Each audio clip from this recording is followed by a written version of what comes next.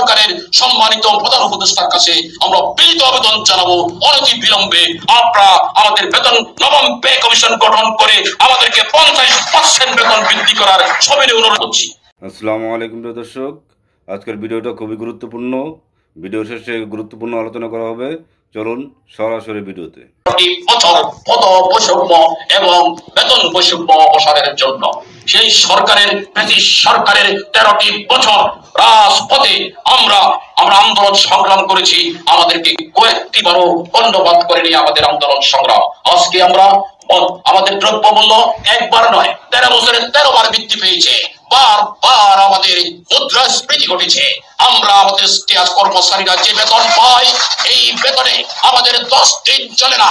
তাহলে আমরা অনুরোধ রাখবো, এই কর্মচারীদেরকে বাঁচিয়ে রাখতে হবে। তাদের বৃদ্ধ পিতামাতা, 2 সন্তান, হাজবেন্ড ওয়াইফ, 6 সদস্য পরিবারকে আমরা বাঁচিয়ে রাখতে হলে অন্তর্বর্তী সরকারের সম্মানিত প্রধান উপদেষ্টার কাছে আমরা বিনীত আবেদন জানাবো, অনতি বিলম্বে আপনারা আমাদের বেতন নবম পে কমিশন গঠন করে আমাদেরকে 50% বেতন বৃদ্ধি করার সবিনয় অনুরোধ করছি।